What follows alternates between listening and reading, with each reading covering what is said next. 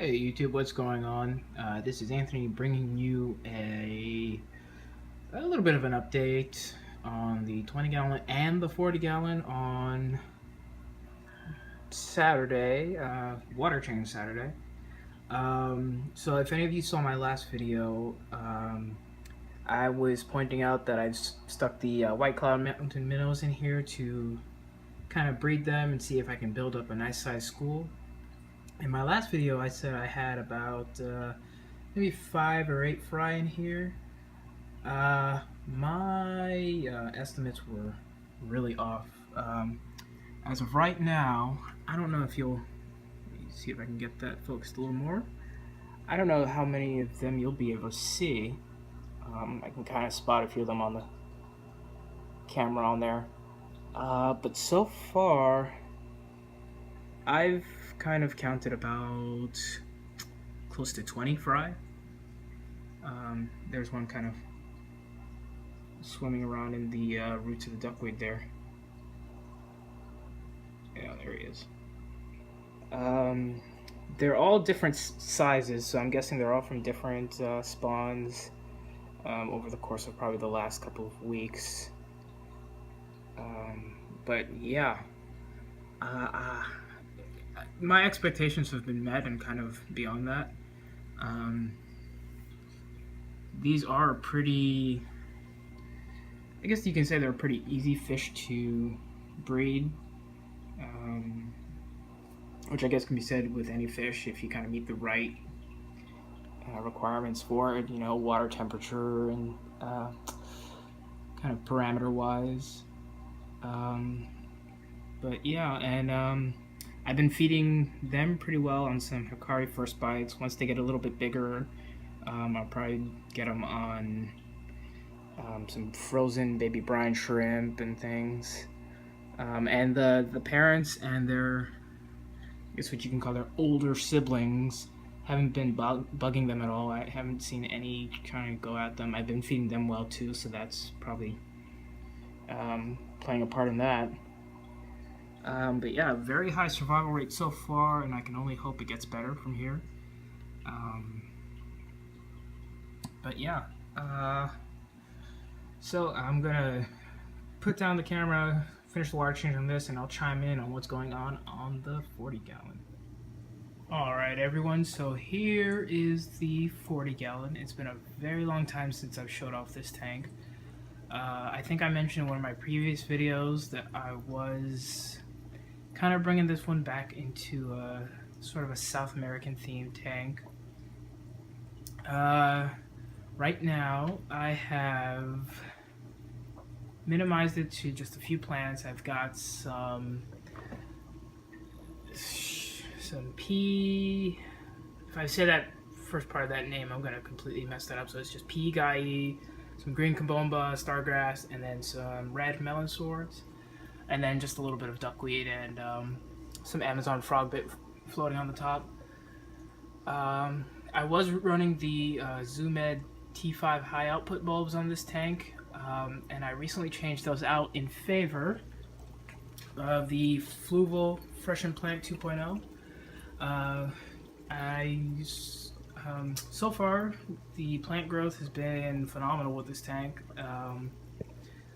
and the light. I'm certainly seeing a difference in brightness.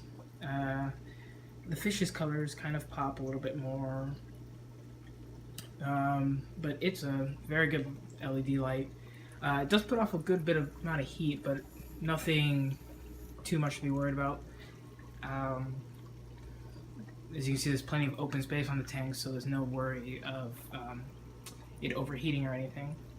But I ordered that from Corey over at Aquarium Co-op, and along with some Neverclog Airstones, so I've got this tank running pretty smoothly now. Stocking, I've got some Buenos Aires Tetras. They actually have a pretty bad rap for eating plants.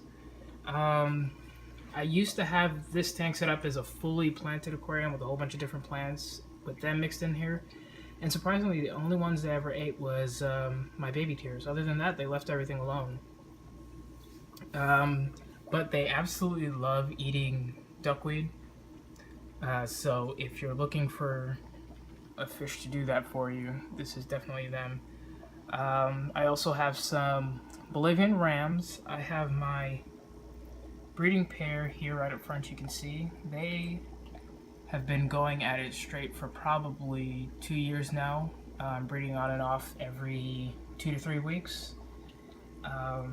I did raise up some of their fry, and actually, if you see here, this is the male right here, right next to the glass, and these 3 right back here are actually his offspring. So you've seen them in some of my other videos where I was raising them up, and I managed to trade off a good few of them, about 34, and I kept about 4 of them. So I've kind of actually got a little bit of a breeding colony in here now. Other than the main pair, there's about 2 other breeding pairs of rams in here. Last week I actually caught them all spawning at the same time, so it was interesting. And other than that, it's just a few salt and pepper cories and then some twig catfish. I have 4 of them in here. And of course, right now, none of them are out. Let me see if I can find... Yeah, there's 2 right back there on the branches. They camouflage perfectly. They're awesome fish. I absolutely love them. As of right now, it looks like I have 1 male and possibly 3 females.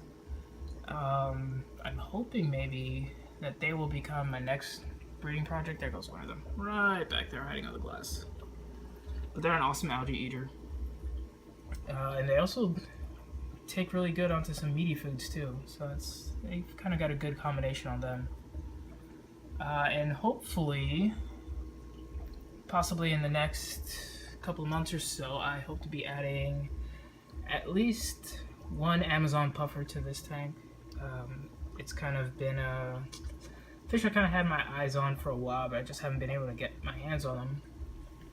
But I found one supplier that's got them possibly in stock soon, so hopefully on my next video update you will see at least one of them swimming around in here.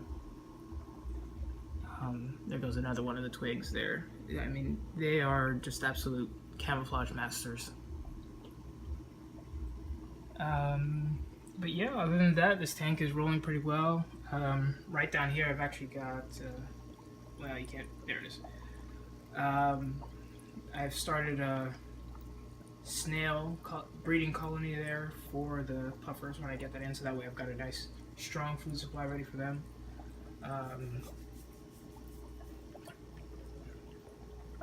Sorry about that, guys.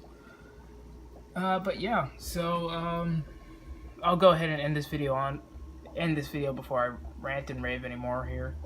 But yeah, hopefully you guys have a good weekend, and I will see you in the next video.